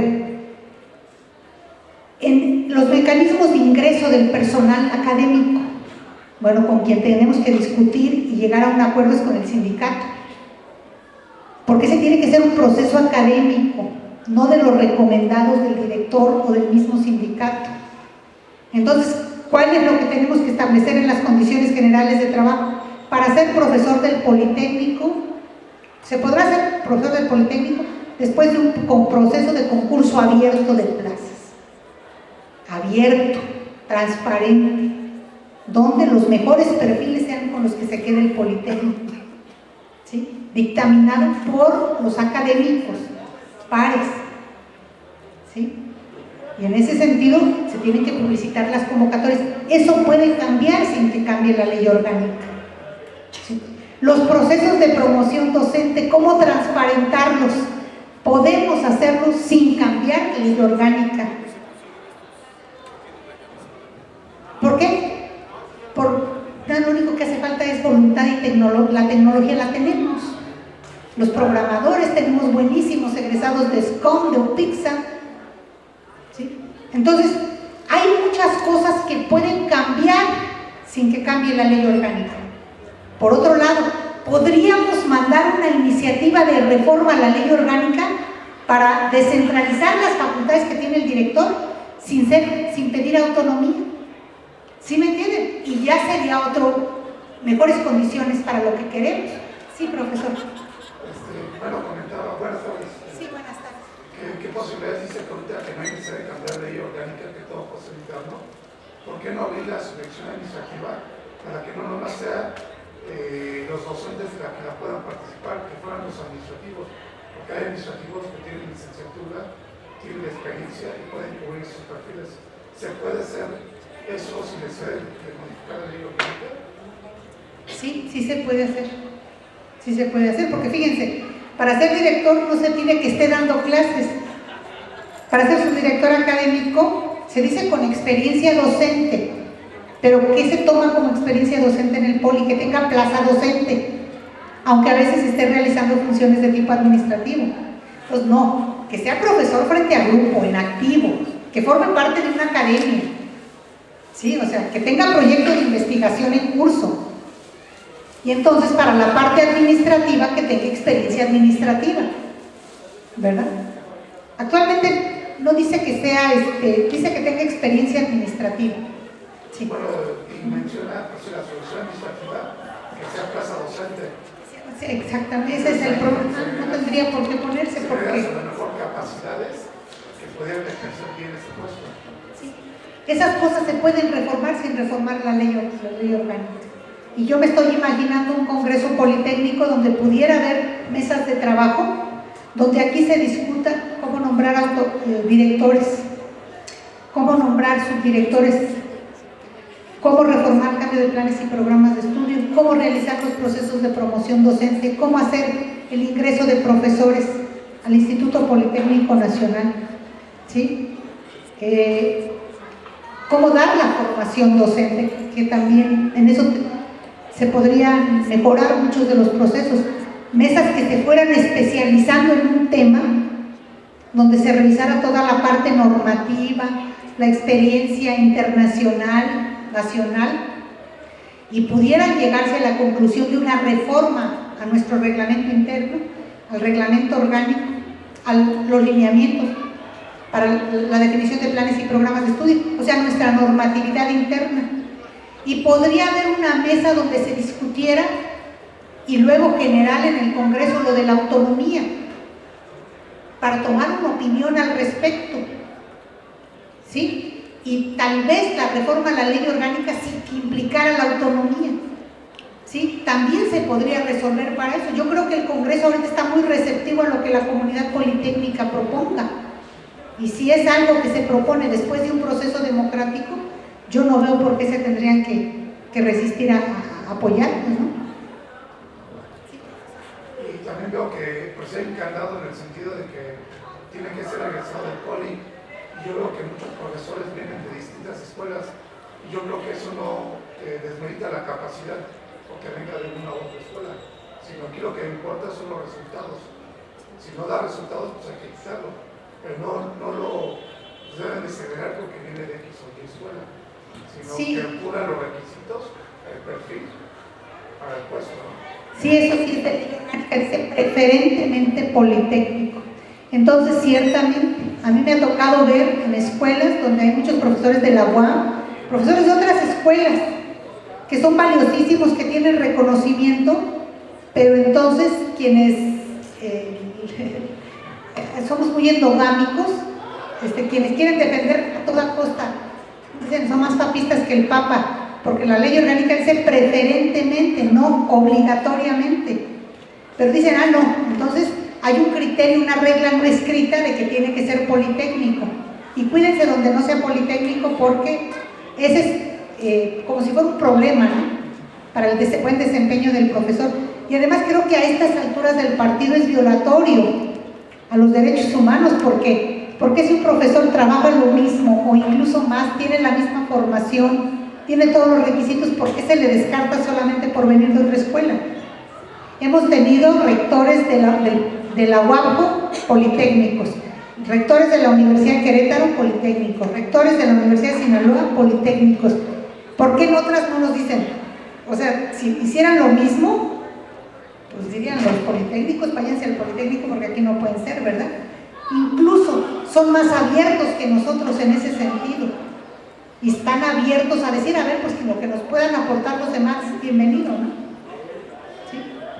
Creo que la ley orgánica del Politécnico es la única que dice eso. Ninguna otra dice que debe ser de esa misma universidad.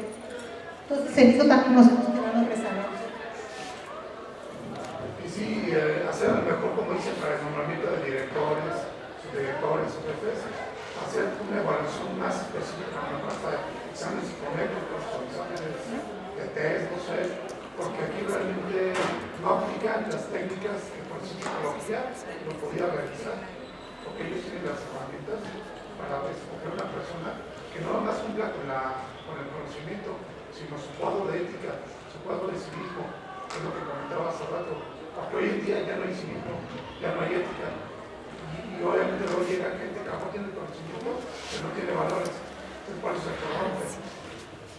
Hoy en día ver las noticias de mucha corrupción. Entonces, ¿por qué? Porque no está atacando lo que usted dice, la ética. Entonces sí sería a lo mejor promover un examen más exhaustivo y, como dice, a lo mejor agregar una materia adicional, civismo, ¿no? No sé. O trabajar eso que les comentaba de los contenidos transversales. En todo caso, el Congreso seguramente van a surgir muchas ideas de lo que se podría ver en el Congreso. Pero yo digo, no nos vayamos por todo, vayamos por una propuesta que sea realista, que pueda salir, donde se puedan construir consensos, donde las podamos llevar adelante en primera instancia internamente, independientemente de lo que piense el Congreso, pero también generar una propuesta para afuera, pero no centrarnos en esa propuesta para afuera, sino ver que el problema fundamental, una parte del problema sí es que no somos autónomos y cada sexenio se marcan líneas generales de política educativa que en cada plan de mediano plazo del POLI tiene que decir, de acuerdo al plan de política nacional, oye, pero nosotros necesitamos otra cosa. Ah, no, pero como dice el lineamiento de la política, ¿sí me entienden? Evidentemente que eso sí nos influye negativamente y por eso es importante la autonomía, pero hay muchas cosas internas que podemos transformar sin la necesidad de la ley orgánica, de la reforma más general. Entonces hay que clarificar muchos aspectos en ese tipo. Con 5 cosas importantes que lograra el Congreso, yo creo que ya, vamos a decir, valió la pena todo el esfuerzo, el movimiento, o como le quieran llamar, que se dio el año pasado. Y a lo mejor ser más específicos, ¿no? Porque por decirlo, yo veo que los puestos meten, no sé, si necesitan una persona de salud, meten un arquitecto, no porque cubre el título, y no marcan que debería de ser en relación a lo que se está ejerciendo, en cuestión de si es salud, hablo de medicina, ¿no? O si es matemática, si es un arquitecto, no sé. Y aquí es un lado de dedo, tú cubres el título, no importa qué seas, prende y cubre, no tienen conocimiento. Y eso pasa desde la cabeza a las subdirecciones y hasta las jefaturas. Entonces no son acordes a hacer un perfil específico de un puesto. Por eso luego al final de cuentas los resultados no son positivos, porque no dudo que a lo mejor en su materia sea buenísimo, pero para a lo mejor para características especiales de un perfil no lo cubren, y no a la hora de cuando uno dice no sabe, o no se asesora, o su séquito no es el correspondiente. En mucho tiene que ver por lo que les comentaba de que más bien el grupo que gobierna quiere que el grupo se reproduzca. Entonces, en lugar de haber una convocatoria abierta basada en criterios académicos, los que predominan son las lógicas políticas. Sí dice el reglamento interno del área de la especialidad que se trate, eso sí lo dice, pero qué tanto lo cumplimos o no, es ahí donde tendríamos que revisar. Sí, maestro. Crear una comisión, estar pendiente, que si no cubre ese perfil de especialización, no se la acepte. Gente que esté visorando y controlando ese tipo de trámites. Disculpe, profesor, le agradeceremos respetar el turno de participación y agradecemos sus participaciones también. Pues obviamente, como comentábamos hace rato, el grupo de poder quiere seguir reproduciendo. El Congreso, si bien es una oportunidad, también es un riesgo porque puede ser un punto no solo, o sea, en la parte ideal, en la parte que queremos es que sea un encuentro de construcción y de diálogo. Sin embargo, también hay ciertas cosas que hacen que también sea un punto de riesgo para que pueda seguirse, sea un intento fallido más de que se reproduzca lo que se ha venido reproduciendo. Yo creo que, o si eso le puede entender, puede haber un riesgo dentro del Congreso Nacional Politécnico de solo centrarse en intentar cambiar una ley orgánica que es nuestro estatuto máximo, o presentar una iniciativa de reforma, en vez de centrarnos en los procesos internos, que son primero, bueno, que podrían ser primero. La pregunta es si, bueno, nos mencionó 3 ejes, igual y nos gustaría saber si hay como ejes fundamentales que usted vea más allá de esos 3, y si en el único eje que sería pertinente presentar una iniciativa de reforma a la ley orgánica es en el de funciones del director general. Sí, también hay riesgos. Hay riesgos, yo digo, de estar más atrás de lo que ya no está en nuestras estructuras de gobierno iba a ser bien difícil, ¿no? También porque imaginarse una organización más centralizada que la nuestra, pues es bien difícil, ¿no? En fin, también habría que agregar las funciones al director general, no sé, ir a vigilar los exámenes en cada uno de los grupos académicos, ¿no? Entonces ya, pero sí hay riesgos, o puede, tal vez, algo que sí se puede hacer se pierda, ¿no? Y entonces, cuando no se logra un objetivo en una comunidad, viene el desaliento, y en lugar de decir avanzamos 3 escalones, puede generarse la idea de que nos quedamos en la misma raya, ¿no? Y eso ya de por sí no ayuda, porque entonces el ímpetu para transformar se viene abajo, ¿sí? Eso de entrada ya es un riesgo, que creo que deberíamos de evitarlo. Ahora, creo que sí podría haber la idea de que todas las soluciones están en la reforma a la ley orgánica, ¿sí? Y entonces de ahí les damos la autonomía. Oye, pero no, internamente hay muchas cosas que resolver, porque si nos dan la autonomía así, lo único que va a hacer es que las burocracias se van a reproducir y las malas prácticas van a seguir, y lo político y lo administrativo van a seguir prevaleciendo sobre lo académico. Entonces, ese sí podría ser un riesgo. ¿Por qué? Porque se da la imagen de que hubo un gran cambio al exterior, y luego la sociedad cree mucho lo que los medios difunden, pero internamente no logramos nada, y el profesor sigue igual, no se puede haber exámenes en función de lo que decida la academia, la contratación de profesores sigue siendo por criterios políticos, ¿sí me entienden? Se vician los nombramientos de autoridades.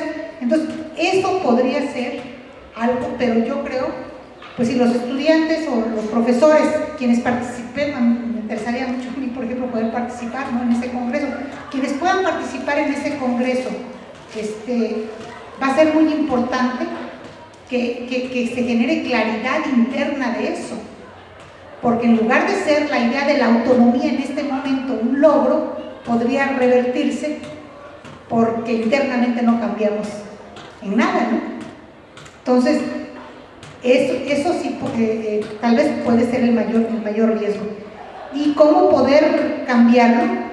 Pues generando este tipo de foros, digo, son poquitos ahorita, pero generando este tipo de reflexiones.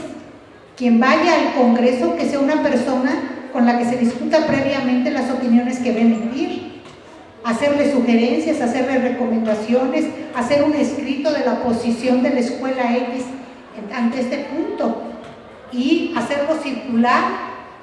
Creo que eso puede ayudar, ¿no? Ahora ya hay muchos medios de comunicación, ya nos podemos comunicar por las redes, en fin. Entonces, si ya un buen grupo de politécnicos dice, no, esto que nos vendieron como gran cambio no es tal, yo creo que sí se iban a preocupar, ¿verdad? Entonces, más vale que sean 2 o 3 pasos pequeños, los queremos internamente, pero que sea sólido, que realmente transforme al instituto, porque no basta una transformación de decreto de ley, de jurídica, digamos, ¿sí? Si no logramos transformar lo que pasa internamente. ¿Sí? Como todo proceso, así son los procesos, siempre tienen pros y contras, pero pues hay que asumirlo, ¿verdad? Hay que asumirlo, y en todo caso podemos también ver ya como una ventaja o como un logro el que se empiecen a abrir este tipo de espacios. Tal vez los estudiantes del Politécnico han analizado y discutido como nunca lo habían hecho en los últimos 20 años, 25, ¿sí? Entonces ya de entrada pues eso es positivo, y ese ya es un activo que existe. Rocío, yo quisiera hacerte un comentario desde mi punto de vista muy particular. Yo trabajo en el CECITOS, soy encargado de la jefatura de investigación, y lo que vemos en lo que forman parte de nuestros representantes que están dentro del ACP, vemos que son chicos pues, que están llenos de inquietudes y quieren cambiar, pero vemos que el Politécnico poco nos prepara para la vida política. Hablan y no tienen un sustento teórico, no tienen argumentos sólidos que permitan pensar que realmente ellos son los representantes de toda una comunidad, ¿no? Vamos a los salones y los salones están, en su mayoría, hay jóvenes que están tratando de recuperar su semestre y los que están formando parte de la gente, pues están listos para cualquier disturbio que se dé dentro de la unidad académica, ¿no? Y yo creo que el cambio es importante siempre y cuando sea para cambiar para mejorar, porque ¿qué pasa si cambiamos para que las cosas se empeoren, ¿no? Que puede ser eso que nos comentaba la señorita aquí presente. Otra de las cosas es de que qué bueno que hubo jóvenes aquí, la maestra decía, lástima que no hay más profesores, pero los jóvenes también hay que despertar conciencia. Yo creo que hoy muchos de ellos se llevaron algo en qué reflexionar, ¿no? O sea, ¿qué estamos haciendo como juventud? Ellos son los que en el futuro van a llevar las riendas de este país. Y entonces, y también tienen que participar de estas decisiones que se están tomando. Yo siempre les digo a mis alumnos que lo que vale la pena no es fácil, porque si fuera fácil, pues cualquiera lo pudiera hacer, pero para poder cambiar y hacer cambios significativos dentro del Politécnico, necesitamos prepararnos. Y bueno, pues digo, yo te felicito porque eres una persona que cree en la juventud, que en la juventud hay mucho potencial, y estas pláticas que has venido a dar aquí, que has estado también en CIECAS, porque yo ahí te he visto, pues es despertar conciencias, ¿no? O sea, ¿qué está pasando? No podemos quedarnos callados ni nada más ver cómo pasan las cosas y no reaccionar de forma positiva.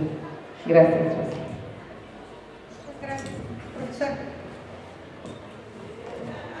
Yo creo que ya, ¿verdad? Vamos a...